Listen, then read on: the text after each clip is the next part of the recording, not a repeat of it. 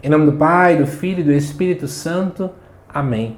Amados irmãos e irmãs, é com muita alegria que nós estamos aqui para juntos estudar e meditar o Evangelho que a Igreja nos apresenta para o domingo da Páscoa e da Ressurreição do Senhor. O Evangelho deste domingo, todos os anos, ele apresenta o texto lá de João capítulo 20, versículos de 1 a 9. E diz assim para a gente: no primeiro dia da semana, Maria Madalena foi ao túmulo de Jesus, bem de madrugada, quando ainda estava escuro, e viu que a pedra tinha sido retirada do túmulo. Então ela saiu correndo e foi encontrar Simão Pedro e o outro discípulo, aquele que Jesus amava, e lhes disse: tiraram o Senhor do túmulo e não sabemos onde o colocaram. Saíram então Pedro e o outro discípulo e foram ao túmulo. Os dois corriam juntos, mas o discípulo correu mais depressa que Pedro e chegou primeiro ao túmulo. Olhando para dentro, viu as faixas de linho no chão, mas não entrou. Chegou também Simão Pedro, que vinha correndo atrás, e entrou no túmulo. Viu as faixas de linho deitadas no chão. E o pano que tinha estado sobre a cabeça de Jesus não posto com as faixas, mas enrolado num lugar à parte. Então entrou também o outro discípulo, que tinha chegado primeiro ao túmulo. Ele, o discípulo, viu e acreditou. De fato, eles ainda não tinham compreendido a Escritura, segundo a qual ele devia ressuscitar dos mortos. Gente, eu sou apaixonado por esse Evangelho. Eu peço até desculpas se vocês vão perceber que algumas vezes as reflexões são iguais às que eu já fiz sobre esse texto. É porque o amor por esse texto é tão grande, mas tão grande, que sempre que eu leio ele, eu lembro daquilo que eu já refleti outra vez. Claro, eu vou trazer elementos novos. Primeira coisa, eu queria que você pudesse começar a tentar fazer uma imaginação aí, né? A deixar a sua imaginação fluir. E você começar a pensar como Maria Madalena estava. Jesus era alguém de referência. Eles ainda não tinham compreensão de que ele era Deus, mas era alguém importante, alguém que salvou a vida dela. Segundo a Bíblia, Maria Madalena foi alguém possuída por 7 espíritos, então para ela foi Jesus quem trouxe vida para ela.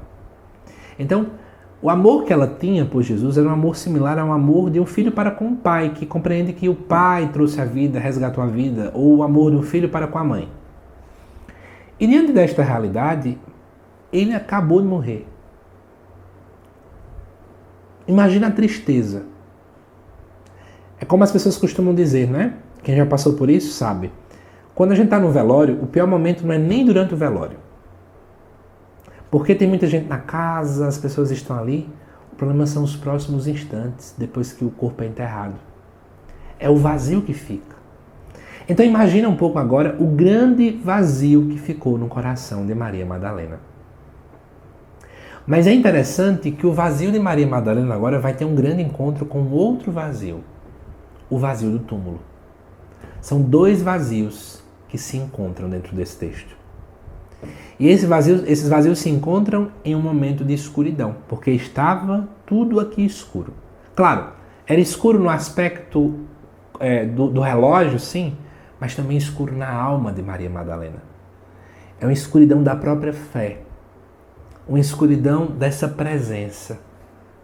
E aí, se você começar já a entender isso, você vai perceber o quanto esse texto ele pode ser muito bem atualizado na nossa vida. Os nossos vazios precisam também, neste domingo de Páscoa, se encontrar com o vazio do túmulo. Os nossos vazios precisam se encontrar com esses vazios que a própria palavra, né, acaba nos mostrando que se teve e que é verdade, que é a grande verdade da nossa fé. Ele não está ali porque ele ressuscitou. Poderíamos dizer que o verdadeiro remédio para o vazio da nossa alma é saber que o túmulo está vazio. O remédio para um vazio é um outro vazio também. Mas vamos prosseguir. Maria Madalena então viu aquilo, ela não entendeu e ela sai correndo. Eu acho que foi uma corrida de tristeza ainda. Não foi de alegria, ela não estava feliz ainda. Porque o último versículo diz que eles ainda não compreenderam a Escritura. Então ainda era um vazio de tristeza, era um vazio de preocupação. Roubaram o corpo daquele que eu amo. Então, era um vazio desesperado. Eu imagino ela correndo. E eu acho que quanto mais ela corria, mais achava que não chegava. Imagina esse desespero. E ela então se encontra com Simão Pedro e o discípulo amado. E apenas dizem, tiraram o Senhor. Não entendi muito bem o que está acontecendo. Claro, eles também vão saindo. Só que é interessante que entre aqueles dois que saem, entendam, eles estão saindo com a mesma dor de Maria Madalena, né? É preciso ir até lá para poder ver o que ela falou, para ver se a gente consegue recuperar o corpo. Mas é interessante que entre Pedro e o discípulo amado corre mais rápido. E aí lembre-se sempre, o discípulo amado é característica daquele que um dia foi muito amado e que também muito amou. Podemos dizer que a mola propulsora da nossa pressa na evangelização, da nossa pressa de ir até Jesus é o amor. Só quem ama e foi amado é capaz de ter pressa diante das adversidades. E aí, diz o texto, que os dois corriam juntos, tudo bem, mas o outro discípulo corre mais depressa, chega primeiro ao túmulo, ele vê tudo, mas não entrou. Interessante, né? Ele viu, claro que ele já estava acreditando, mas para ele não precisava entrar.